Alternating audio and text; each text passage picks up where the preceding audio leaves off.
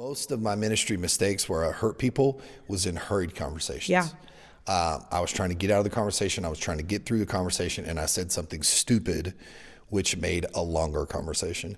And so sometimes when we try to hurry through stuff, we're actually making more work for ourselves because we let out some piles of poop that we have to go and scoop up later. Welcome to the Todd Barham Leadership Podcast. Like and subscribe wherever you listen to this content and share it with a friend. Okay, Pastor Todd, we're back this week, and this week we are going to talk about communication. Oh, fun. Communication.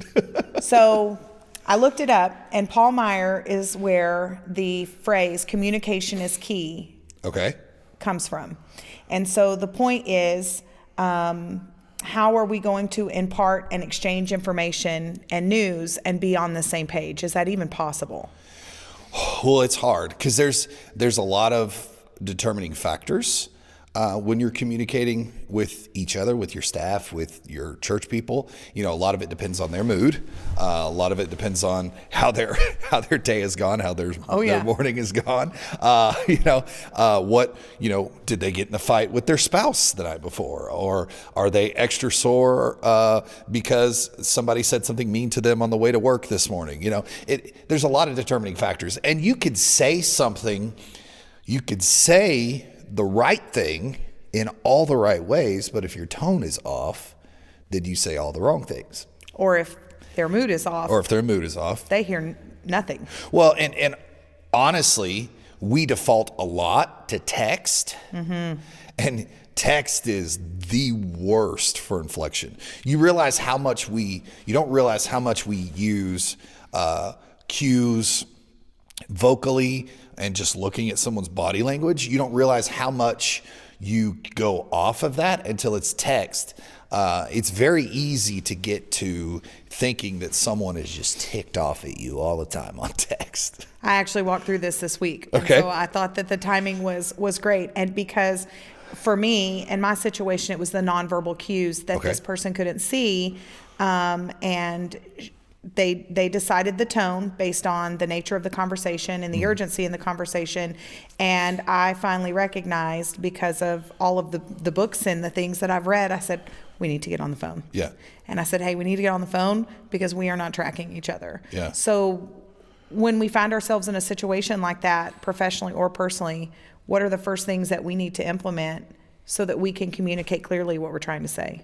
Well, so especially a text conversation, I think what you did was perfect. I mean, sometimes you have to go, hey, it's obvious we're ticked off at each other. Let's press pause and do that later. Something that my wife and I will do with each other sometimes, we do what's called a timeout. Yes. We'll look at each other and go, I need a timeout. Because we are recognizing that we are getting so frustrated and so angry that we will not be able to control our emotions. Because in the Bible, I think a lot of people think that as Christians that we're not allowed to be angry. The Bible doesn't tell us not to be angry. The Bible says be angry and what? Sin not. Do not sin. Right. And we're not very good at that either. Well, but I mean, the timeout works with, hey, I feel like I'm getting out of control. I need to be angry, but I don't need to sin. So we need to take a time out. And I think that works in work communication, communicating with a team, communicating with church people. I've never found a time where I was having a conversation with a church person that I needed to take a time out, because usually I can pull myself out, because sometimes church people just get so ticked off. Yes. And their emotions are driving the conversation. Right. And they go from 0 to ticked off in no amount of time. And you're just like, what happened? How did this get here? But I've found when people raise their tone, I go lower with my tone. Mm-hmm. Yes. So when they go high, I lower my tone. I try not to match their tone, because when you raise their tone with them, sometimes you get into a screaming match. But I've learned, and I can't remember which psychologist I learned this from, but so I'm acknowledging that I got it from someone. I'm not trying to plagiarize, but when they go high, you go low, and oftentimes in our brain it jolts us, it stuns us. Is that where the active listening shift comes in? It does, and really people don't like to be cut off. People want to be heard. Yes. And so, and what I'll do with people, especially when they get mad, I stop making statements and start asking questions. Oh, yeah.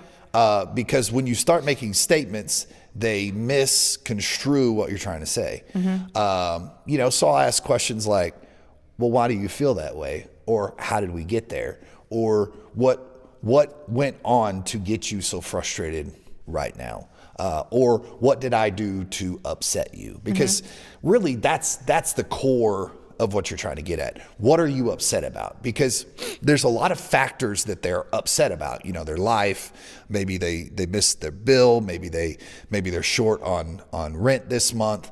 There's a lot of things that they're upset about, but you have to get to what are you upset about? Because I can't fix that they're short on their rent. I can't fix that. I can't fix all that. But what I can fix is what I did. Right. And I think sometimes we don't dig down to what can we fix with each other. Because if April had a fight with Justin last night, I can't fix that, but I can fix if I said something to April that upset her. Well, we did that recently. I said, Yeah. I threw the flag down, and you looked very confused, and I just kept saying, I need a minute, because I was able to recognize that really set me off, and I don't even have the capacity to ask any questions. Yeah. And had to throw the flag down. I remember that. But it had just been a challenging morning, and I was just ready. I was ready to blow. I hadn't had a moment to adjust. I was fine and you were ticked. Yeah. And I said something that, I think what it was is I was dismissive. It's like, I don't care about that, which in but normal it had nothing to conversation. do. My response had nothing to do with what happened, but that happens daily around here. And it probably happens daily around anybody's workplace. Sure. Because I think we fail to miss that we have a great responsibility to be good communicators. Yeah. And sometimes we are the problem. It's not the other person and their communication. It's that we haven't practiced active listening. We're not listening at all. Yeah. And what I've seen with a lot of young, immature ministers is they think, well, I said it right, so it's on the onus is on the other person. Well, what you have to understand is when we're in ministry, the power dynamic is off. The onus is on you as the minister. God has placed you over the church member, or sometimes there's peer-to-peer, but for me, there's never peer-to-peer because I'm the pastor, and I'm everybody's pastor, even the people that are on staff. Yeah. And so sometimes what ministers will say, well, I said it right, so I did It's their everything problem. right. It's their problem. Yeah. Which is not true, because if you are in ministry, the onus is on you to not wound the sheep. And to me, I would say, well, what would Jesus do? Right. How would he handle it? Right. Jesus, every time Jesus was hurt, he came back, like with Peter. Peter denied him 3 times. Many people think that Jesus could hear Peter when he denied him. So what did Jesus do? Jesus didn't go, you dirty, blah, blah, blah, blah, blah. What did he do? He says, Peter, do you love me? Yeah. Peter, do you love me? And he came. Because that's what was important. Right. The relationship was the key. And I think sometimes we are more concerned with being right than having a right relationship. Dr. Phil calls them right fighters. That's my favorite. We look at our culture. Look, the State of the Union address was last night. We want to be right. Yeah. We want to be right. There was one member of Congress that just stood up and just fought and wanted to be right, and he was asked to be brought into order. And no matter where you sit in political realm, when the authority of a place asks you to be in order, you need to be in order. Yeah. But we are so determined to be right in our And culture and to be heard that we don't care. We don't care about authority. We don't care about who God has placed over us. We don't care about what's going on. We just care about listening to ourselves talk. That's really good. But that goes to another thing. We talk, we listen for the next thing that we're going to say. We don't listen to understand. It's where we are with our 2 oldest children. Yeah. We listen to respond. Yeah. What does that mean? But as leaders, if you're really going to work with your church members, work with your staff, you have to understand them as a person. April's just one of the however many staff that we have. I can walk in their office and look at their face, and because I know them well enough, I can know, is today a day for a hard conversation, or is today that they just need me to walk in their office and crack a joke? And because it's more beneficial to you to know that and to know us relationally as our boss. Sure. And as our pastor, for you to be heard. Yeah. In a crucial conversation. Right. Well, and there's days to have the hard conversation, and there's days to not. Yeah. And because the outliers matter. Sure. Well, I mean, you can go from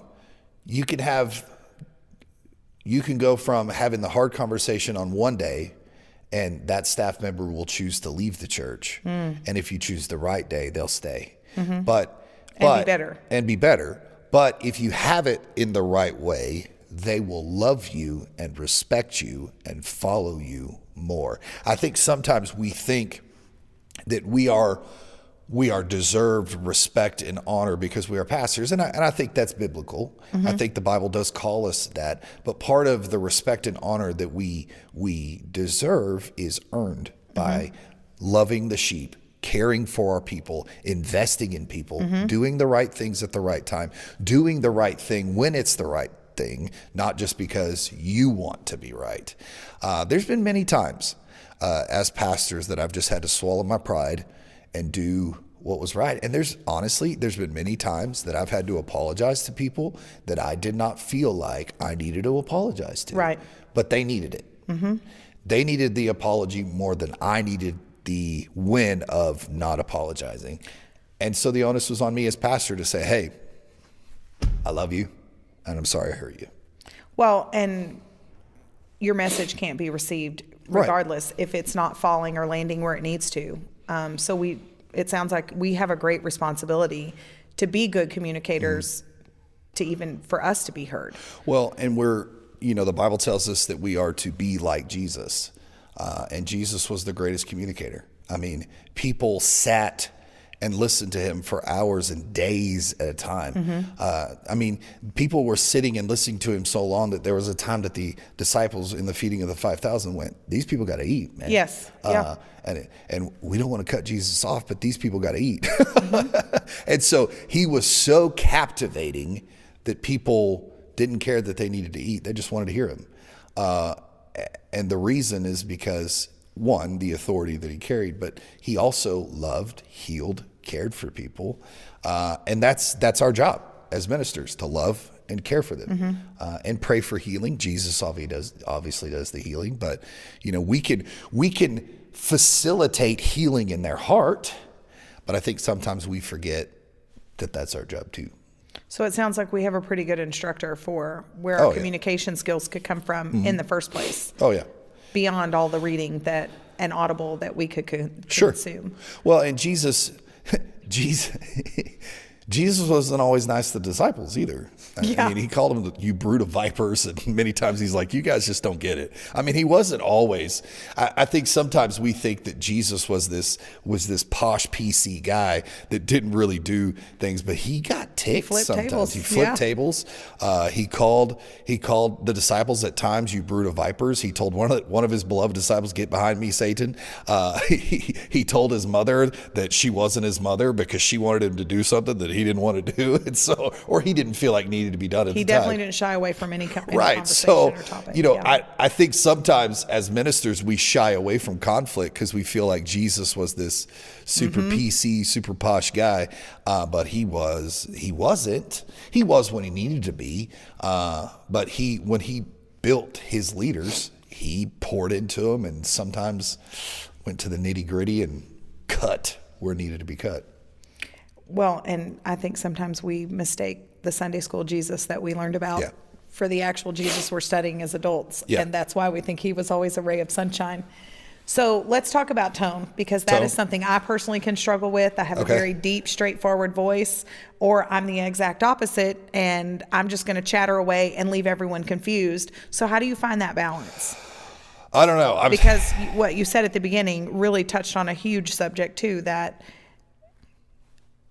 everything is in text. So we decide what the tone is. I would be remiss to say that I have this all figured out. What I would say is I tend to be a very sarcastic person. I come from a family, a background that felt that sarcasm was a spiritual gift. And that's just who I am as a person. But I've learned that not everybody understands and appreciates my humor. Oh, yeah. Oh, yeah. Are you joking, April? Yeah. Yes, I'm joking. Like, I'm baffled that you're asking me that, but that's a very good point. Yeah. And so, but I've also found with who I am, people take my jokes more harshly because they actually feel like I'm being serious. Yeah. Because they think, well, if my pastor thinks this about me, I'm like, I'm just kidding. It's just a joke. Yes. And so I've had to learn that I can't lead with sarcasm. Now, when people get to know me and know my personality and know who I am, they take my sarcasm a little better. But like new church people that are new to church, new staff members, I have to be very careful. I have to be very straightforward. Yes. Because if I joke, I'm You don't know where it's going to land. I don't know where it's going to land. And oh my gosh, if I had $1 for every time I had the Holy Spirit check me and I had to text somebody back and say, hey, I was just joking. I really hope I didn't hurt your feelings. Yeah. Most of the time people lie and say, oh, no, you didn't hurt my feelings. Right. I mean, that's what we say. We don't want to admit that we're just glad that you texted. Yeah, but for sure. People are happy that, hey, I acknowledge if I hurt your feelings, if I was frustrated, if I was short with you, I'm sorry. And I think sometimes as humans, we have to be quick. We have to be quick to forgive one another. Yes. I mean, if somebody is acknowledging that, hey, I get it. I was a little prickly today, tough day, sarcastic today, my bad. If someone is willing to swallow their pride and reach out to you and say, hey, you matter more than me being right. Right. I think sometimes we need to be, I think the onus is on us to be a little quicker to forgive because I don't think we're very quick to forgive. Well, and we can be quick to forgive while sorting it out and having those conversations, which goes to the next point is you can get all this far and then that's when shutdown occurs. Yeah. And it does not matter what situation you're in. And I've experienced and I've seen it across the board. You're overwhelmed with your life. You're overwhelmed with the situation. Or you really get to a point where you go, you know what, this went on too long and I really don't know what to do. And then of course we certainly don't pray about it. And so now we're in shutdown and there is no resolve. And I feel like that's never the answer. It's not. And I would say there's been a handful of times in my time as pastor that I've had church people or staff members that have gotten to the point of shutdown with me. And, sometimes there's nothing that you can do. Sometimes you've done everything right. You're willing to offer all the apologies. You're willing to love them. You're willing to do what they need. And sometimes the Lord's just moving them on. So you walked right into where I'm leading you. Yeah. So when that, for us as ministers, when we get to that point, where can we put some guardrails in place to recognize, hey, you need to go ahead and offer the forgiveness. You need to have the communication, or these are the steps that you need to put into play to pull yourself out of shutdown because it's not biblical. We don't just walk away and say, oh, just forget it. Yeah.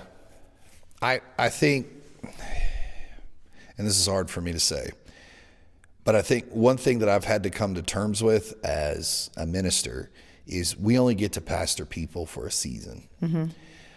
I think sometimes we think that once people come to our church, I think the natural is blood in, blood out. What's your hope church? Your hope church forever, right?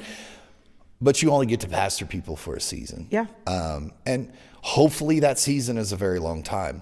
But people get to a point to where they no longer give you the right to pastor them. And sometimes people get so frustrated and so upset with you that they no longer give you the right to pastor them in their life. Yeah. And there's nothing that you can do about it. And you have to be okay with that. And it's not fun. It's not fair.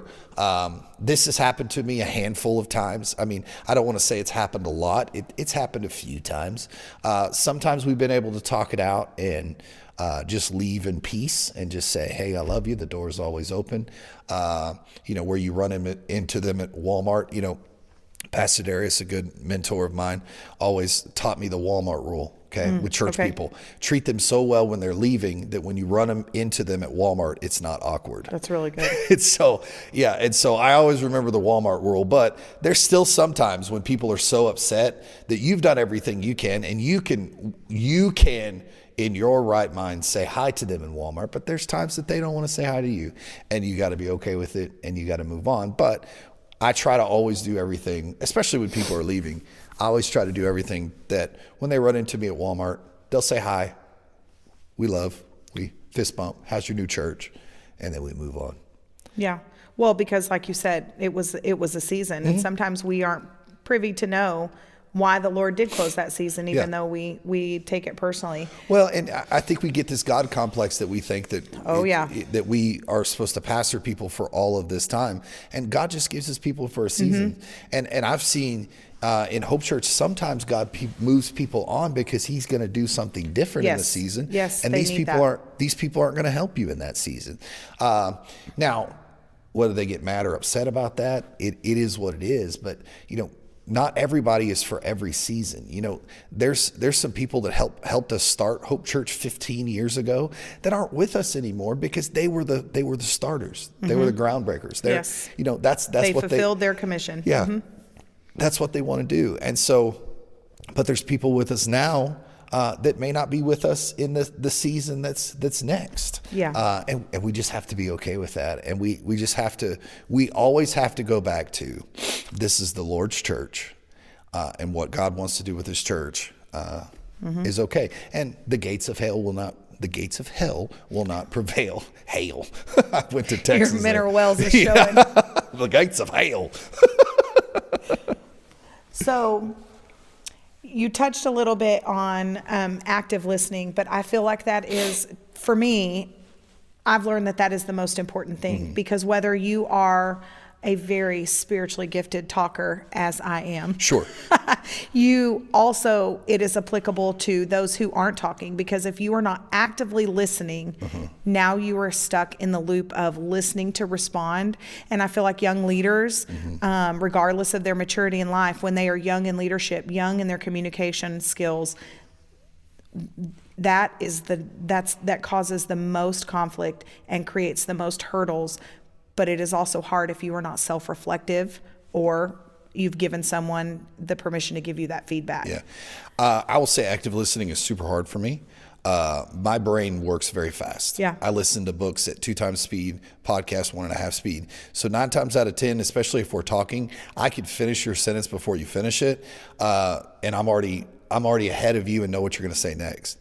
And so what I've had to learn to do is stop and don't respond, but go back to what I said before, ask questions. So I'm not listening for how I want to respond. I'm listening and I'll challenge myself. I can only ask this person questions to get them to the outcome that I want. And so that makes me slow down more, because you need more time to phrase it. That's so good. If you've ever played Jeopardy, to phrase it in a question is a little bit harder. And so I've had to learn that if I ask someone a question, and so now everybody's going to get in their head and like, if he's asking me a question. I'm already there going, oh my gosh. But you probably can think of times I've done that to you, but it slows me down enough to where you feel like I'm listening, which I am listening. I either way, even if I finish your sentence, I'm obviously listening to you. But I've learned that it slows me down enough, and it's just called, that's just the concept of coaching. Coaching it's just pure coaching. Pure coaching is you only ask questions, you never make a statement. And pure coaching is really hard to do. And for me, and probably for you, we're both talkers. And so pure coaching, because we 2 sentences in, we've already figured out what's wrong with their whole life. The problem is they want us to, we've figured out the solution, but they still want us to tell us their whole life. Yes. And we have to slow down and listen to their life. And the look on their face when you finish it for them it doesn't always feel so great. You don't feel accomplished. You go, oh, that was very rude of me. I'm sorry. And so then I have to dig even harder to ask questions. But a lot of times it puts up a wall for communication because then they get to deduce why I'm like that. Well, and you come off as arrogant or know-it-all. Yeah. And it's, not that you are, but that's just the way you come off to people. And you never want to do that. You never want someone to feel. And sometimes we really are being arrogant. Yeah. Yeah. Well, sometimes. And some of it is we're just in a hurry. We have a lot to do. I've got 15 people that want to have a conversation with me in one day. And if I can make one conversation quicker, then I get to go home sooner, I'm a big space nerd. There's a SpaceX launch today. And so if somebody calls. I wondered why you were rushing me along this morning. Oh yeah. Well, it's at 5:30, but, if somebody calls me at 5, I'm going to be a little shorter with a 5 o'clock conversation because there's a SpaceX launch at 5:30 that I want to watch. Right. And so, it's just, but we have to remember that, if we get in a hurry, it's when we get in a hurry. And I found this with myself. It's when I get in a hurry that I make the most mistakes. Because when you hurry people along and they feel that you're hurrying them along, it's very offensive. It is. I will throw the flag every time. You will let me finish, even though it is irrelevant and I've already said what I needed to say. Yeah. Which is what I did to you that one day. Yes. You had to take it for the kids and Justin in that moment. You're welcome, Justin. But also, I have spent a lot of time on what I intended to say versus where it landed. And that really takes a lot of work for us to be good communicators. It is an active learning experience for every conversation from the cashier at McDonald's, my kids, church members, and other staff members, that my intent, if I am not careful, doesn't land where it needs to. Yeah, and sometimes our brains gets working so fast that we say something and then we hear it out loud and we're like, woo, that sounded a whole lot worse than what I wanted to. Can I pull that back? But, the old saying goes, sticks and stones may break my bones, but words will never hurt me. Words cut harder than anything. You could break my leg and I'll heal. But, what I've learned with kids and my kids is there's things that I could say that they're going to be paying to see a counselor one day. Because I said to them, and for me, it was just an off comment that I didn't even think about when I said it. But you see where it landed, and there's no pulling back, no matter what you say at that point. Like when I taught preschool, my favorite example, and you've done this from stage, we squeeze the toothpaste out, and then I would look at the preschooler and say, put it back in. Yeah. And they would look at me like I had just spoke Japanese. It's out. You communicated it. You said it. You cannot take it back, which is why it is so important that we tell even young little kids, you need to think before you speak. And then we become adults and we're like, oh, we don't have to do that anymore. Well, and I think too, it's okay to tell people that you need time to process. There's been times that people have dumped like a big problem on me, and I'm like, can you give me time to think through this? Because I'm a verbal processor, and the problem is when you're a verbal processor like me, people when people want to work through a problem with you, you start thinking out loud, and they think you're solving the solution, but you're really not. You're just thinking, and they're like, well, you said this. Well, you said this. Well, Laura and I communicate that way. We both are moving so fast that we're running at a high speed. And then I go, you know what? We're not getting anything accomplished. And we both have to slow down in that moment. Yeah. I need a shirt that says, don't blame me for the words I said while I was thinking. Mo, did you hear that? Because I think out loud, and it's and I see it on the staff's face sometimes, and sometimes I have to throw my hands up and go, I'm thinking out loud. I'm a verbal processor. Just remember this, because I see y'all's heads like when I'm sucking in the air to respond. When I got the vision going and I'm just throwing things out, I see y'all's face, y'all's eyes start to glaze over, and I'm like, I'm just thinking out loud. Remember, I'm a verbal processor. This isn't all gonna take place. But sometimes you need to do that, and sometimes I'll go home and I'll talk to my wife, or if my wife's not available, I'll go into one of the staff's offices and say, hey, think through this with me, or I'll call a mentor, or if it's not super what is it? What's the word I'm looking for? Where I can't tell anybody anything. Confidential. Confidential is the word. Yeah. If it's not super confidential, I'll throw it out to some people, maybe talk to our elders who can handle super confidential stuff.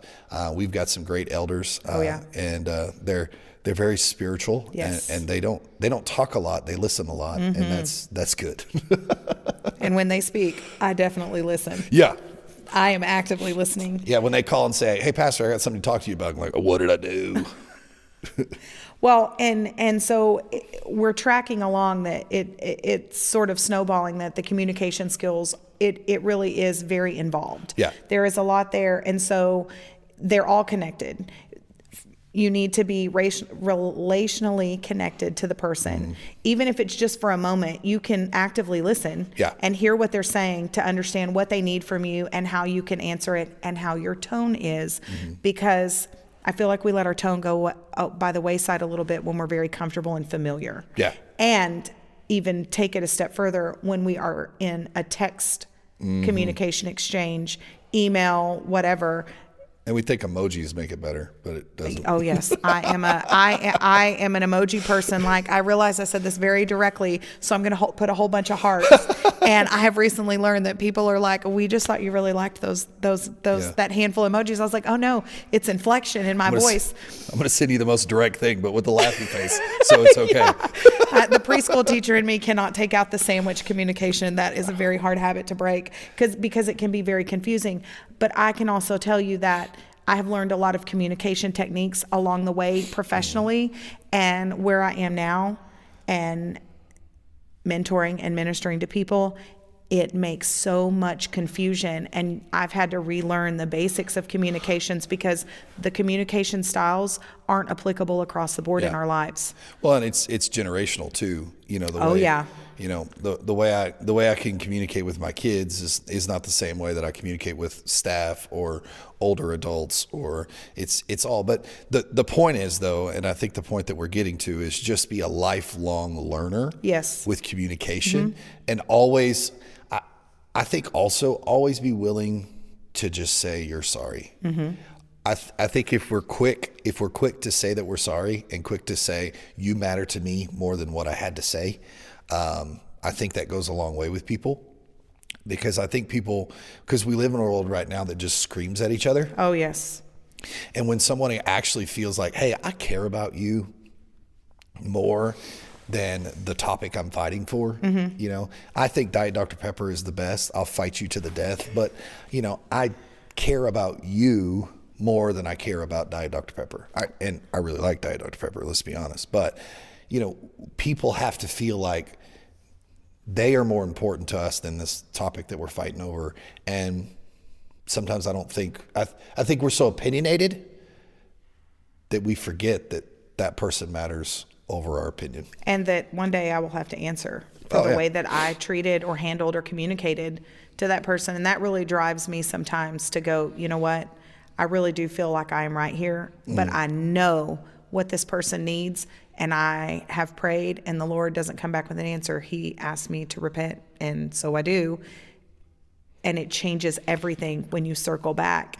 And a lot of times it's in big ways that we can miss a relationship that the Lord has for us, or a word that he has for us, simply because we didn't handle a person well, which goes back to what we do around here. Love God, love people. Right. We can't love people if we don't even care to communicate.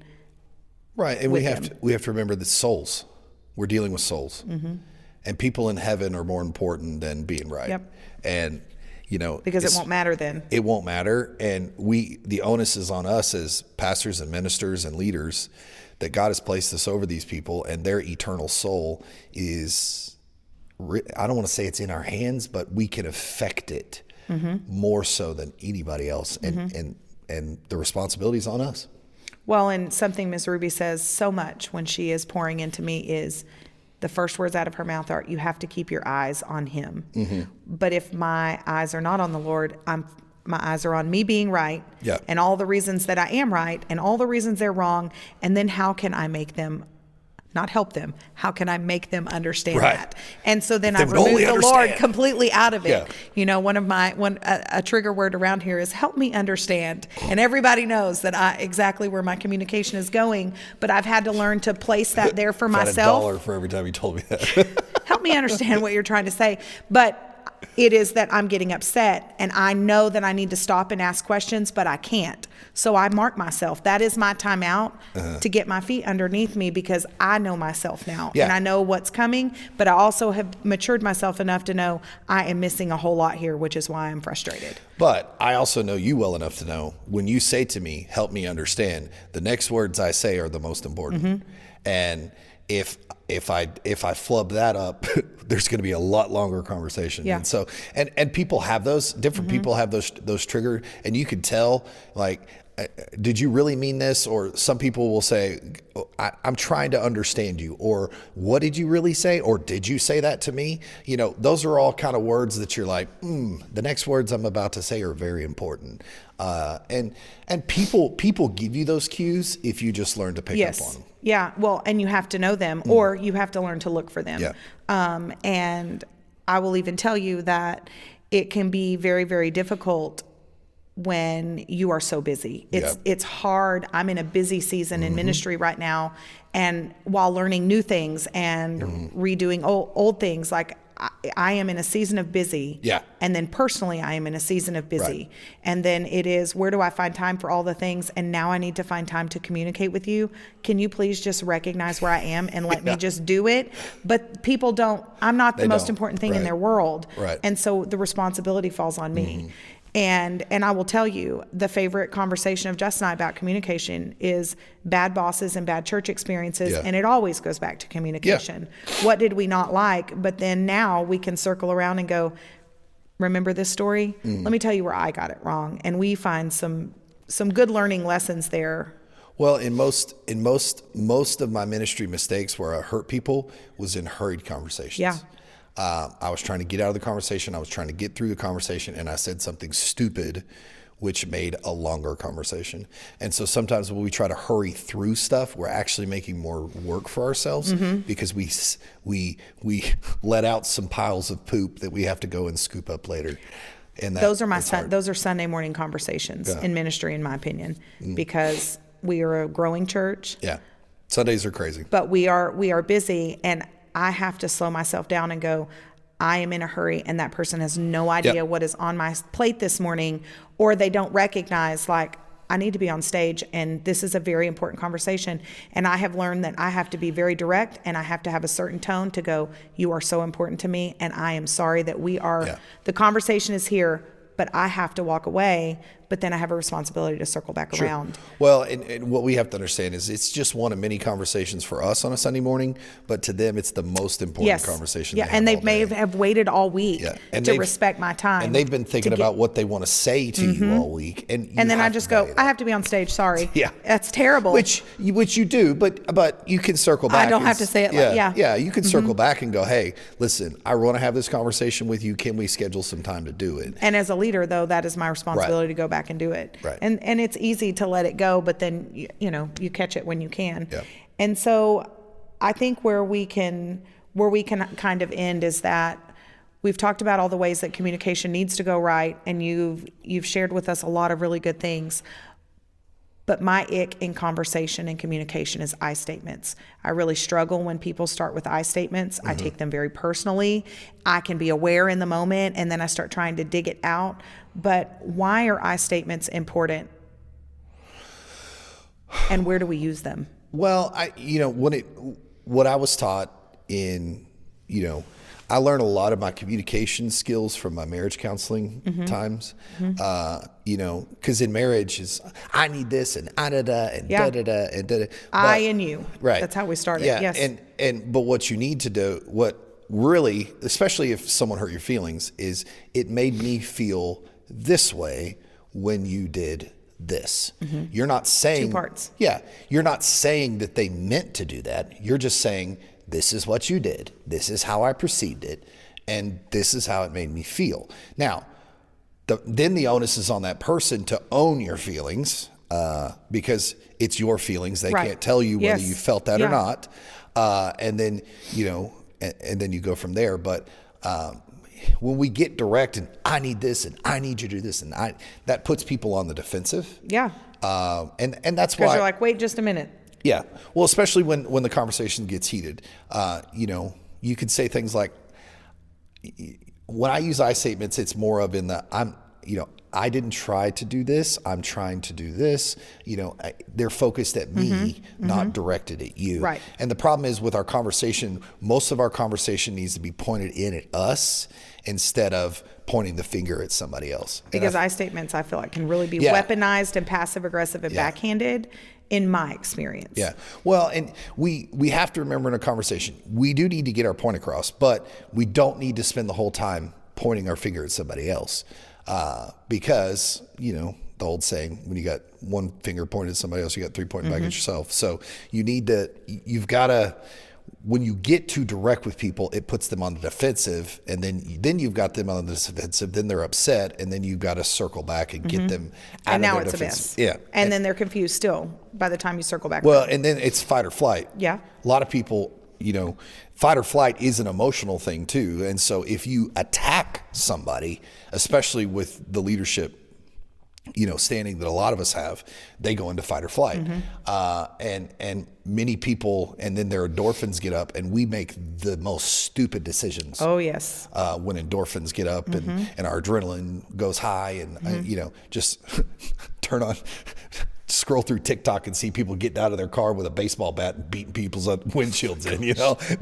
That's the type of stuff that we do when we get into fight or flight.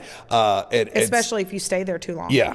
Yeah. And you just you've got to learn, and especially as leaders, you've got to learn, hey, the conversation's getting too hot. Let's back up here. Let's take a breath, and just keep moving. Well, and there's, we all have a circle of influence, and I can't influence you if you already think I'm just talking about me. Right. And the only thing that matters in this situation is me and my opinions. So I feel like if I'm always saying I, then it is always going to be perceived that I am speaking from my point of view. And I read a lot of material over the week about why I statements were positive, and I could not find one thing that I agreed with that I could actively put into practice or I could have applied to a situation prior, because it leaves it up to the person to decide, which means I'm not communicating clearly. Yeah. If I'm making I statements, it better be about self-reflection and what I need to apologize for or what I need to restate. Yeah. Well, never in any marriage counseling, and marriage counseling is mostly just working through difficult conversations. Never once did I have a marriage counselor tell me, you need to say, I need you to do this and I need this when I get home. It's no, when I come home, if you do this, it makes me feel this way. And, We're seeking understanding. direct communication like that. Sometimes, now, if you've been in a relationship with someone a long time, you've worked with someone a very long time, you can use I statements. Well, I'm 17 years in and they don't. Well, they're not. well, they're not working for me. Like if I come to your office and say, I need you to do this, please. That's not offensive. But if we're in a hot conversation, is I need you to do this right, that's completely different. And so, I think I statements in a crucial conversation, yes, that's tough. Well, and if it's crucial in a personal conversation for me, my marriage, my team, it has never landed where I need it to. It's never helped me have a crucial conversation because they're left confused about what the end result is, what the purpose of the conversation is. But also it makes them feel like, well, they just need to hear what I have to say and that there is no feedback for them. Well, and that just takes me back to what I've said a couple times in this podcast is ask questions. You can't really make an I statement if you're asking a question. That's right. Yes. And so, and questions, when you're asking someone a question, it's not offensive. Now you can ask offensive questions, but if you truly are trying to understand someone, questions are far less offensive than statements. And so, especially if someone's getting heated, back off the statements and start asking some questions, and things may go a little better for you. Yeah. But you're going to have to work twice as hard to once you get there. Yeah. So here's where we can land the plane. Okay. It sounds like the biggest hurdle that we have for communication is the posture of our heart. Yeah. As leaders, as ministers, if our heart is not right towards the person, the situation, or just in general, like Joyce Myers, she has a very, very old sermon that she did. I heard it as a little girl, and she refers to getting out of the car with your family at church. Yeah. And what that looked like leading up to getting ready and in the car, and then you get out and you are frazzled, but it's praise God. Good morning. Glad to see you. Well, Yet how can we be effective communicators when that is where our heart is and we stay right there? Or if our heart is not right towards an individual or a topic, how do we keep our heart aligned with God's word in order to be good communicators? Well, I mean, you have to stay prayed up, especially in ministry. You walk into crucial conversations sometimes and you never know they're there. Mm-hmm. And so you just have to always be on guard. I always take every conversation I have, especially if somebody asks for a conversation with me. I always take this is probably the most serious conversation that person's going to have today. Mm-hmm. So I take that. Now, when they come to me and say, "Hey, I just wanted to ask you about this." Okay. Right. I can breathe now. Less informal. Yeah, but I come into it like, as a pastor, the statement you hate the most is, "Hey, pastor, can I have a conversation with you?" What we want you to say is what you want to talk about, because then we know how to prepare for the conversation. Because when you say, I want to have a conversation with you, instantly I go, this is probably going to be the most difficult conversation I have all day. Yes. And you go into the conversation like that. Yes. And it's helpful sometimes, especially church leaders, church ministers, if you're talking to your pastor, sometimes it's helpful to go, "Hey, pastor, when you have some time, I need to talk to you about this." You don't have to give them all the... Oh, that's good. You don't have to give them all the details. They don't need all the details. Just say, "Hey, pastor, when you get a time, I need to talk to you about the podcast." Sure. I know that podcast is not a crucial conversation. So I can relax and just come into it not ready to have my most crucial conversation. But there are some topics you need to prepare for. Yeah. You need to prepare your heart for. You need to prepare and pray about. Yeah. Yeah. It's good. Okay. Well, I think that just about wraps it up. Do you have one little item that you can add to us to help us be the best communicators we can? Yeah, I would just say stay in God's word, stay prayed up, and just remember that you're not warring with flesh and blood. Sometimes we're fighting with the devil, and the devil loves to fight in our communication with each other. And just remember, we're not fighting him, or we're fighting him. We're not fighting each other. Right. That's good. Yeah. Okay. Well, I guess we'll see you everybody next time. All right. Okay. Thank you for listening to the Todd Barham Leadership Podcast. If you're watching us on YouTube, press subscribe. If you're listening to us on any podcasting platform, you could rate and review us. That would really help out the show. We'll see you next time.